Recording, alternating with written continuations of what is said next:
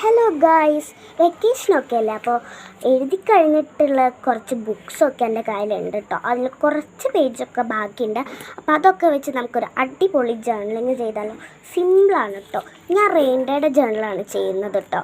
അപ്പോൾ തന്നെ കവായി സ്റ്റിക്കേഴ്സ് എടുത്തിട്ട് ആദ്യം തന്നെ ഇങ്ങനെ കവായിക്ക് കുട്ടിയും പെറ്റ്സും ഒക്കെ ഇരിക്കുന്ന ഒരു സ്റ്റിക്കർ നേരെ അങ്ങോട്ട് ഒട്ടിച്ചു കൊടുത്തിട്ടുണ്ട്. പിന്നെ ഒരു റെയിൻഡേന്ന് എഴുതിയിട്ടുള്ള ഒരു സ്റ്റിക്കറും കൂടി ഒട്ടിച്ചു കൊടുക്കാമെന്ന് വിചാരിച്ചു കേട്ടോ. നടുവിലായിട്ട് സെൻറ്ററിൽ അങ്ങോട്ട് ഞാൻ കൊണ്ട് ഒട്ടിച്ചു കൊടുക്കുകയാണ്.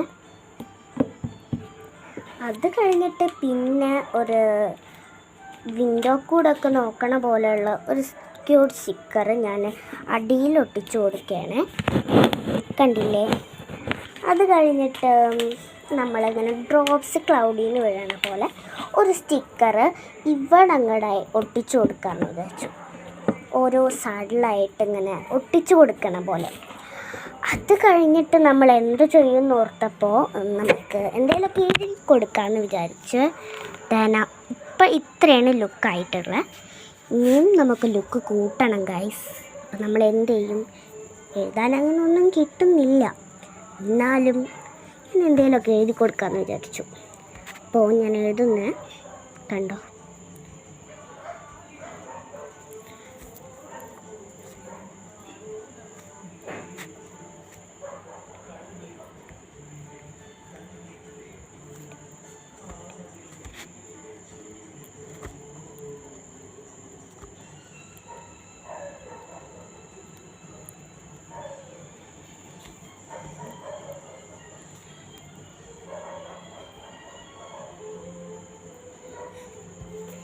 ഇത്രയാണ് ഞാനിവിടെ എഴുതി കൊടുത്തിട്ടുള്ളത്. ഇത്രയും കിട്ടണമല്ലോ.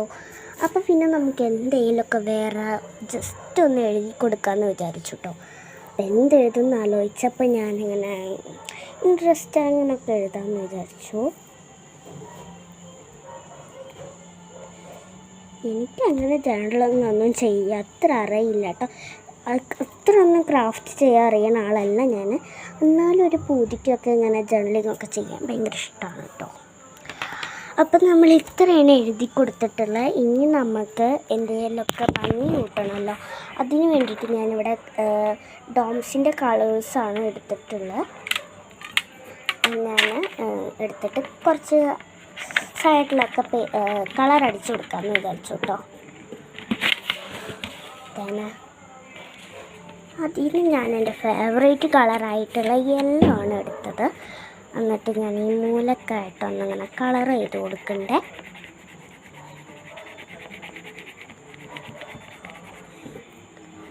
നല്ല രസമുണ്ടായിരുന്നു കേട്ടോ, ലൈറ്റായിട്ട് കളർ കൊടുക്കാൻ.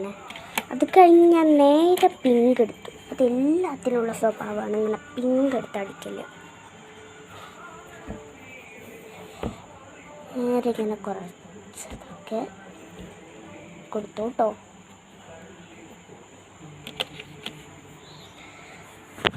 ഇപ്പം തന്നെ ഇത്ര ലുക്കായിട്ടുണ്ട്. ഇപ്പോൾ എനിക്കെന്തോ ഒരു തൃപ്തി ആയിട്ടില്ല കേട്ടോ. അപ്പം ഞാൻ വിചാരിച്ചു കുറച്ചും കൂടി സ്റ്റിക്കേഴ്സ് എടുത്ത് ഒട്ടിച്ചു കൊടുക്കാമേ. ഞാനിതുവരെ ഒന്നിനും മാച്ച് ആവാത്ത ഏതൊക്കെ സ്റ്റിക്കേഴ്സ് കൊണ്ടുവന്ന് എൻ്റെ ഇടയ്ക്ക് ഒട്ടിച്ചു കൊടുക്കുന്നുണ്ട്.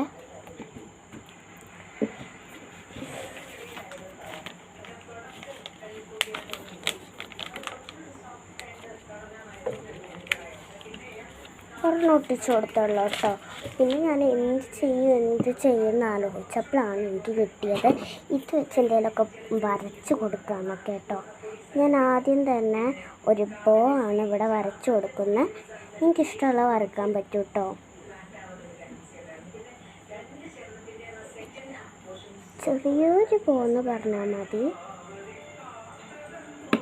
അതിന് നേരെ പിങ്ക് കളർ കൊണ്ട് അടിച്ചു കൊടുക്കുന്നത് കേട്ടോ.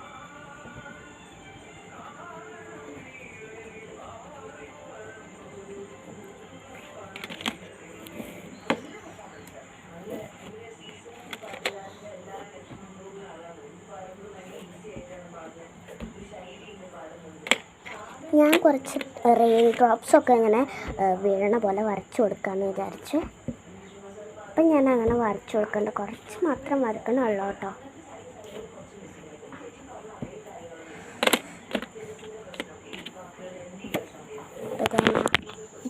ഇതൊക്കെയാണ് നമ്മളുടെ കുട്ടി ജേർണലിലുള്ള ഭയങ്കര സിമ്പിളായിട്ടുള്ളൊരു ജേർണലാണ് കേട്ടോ.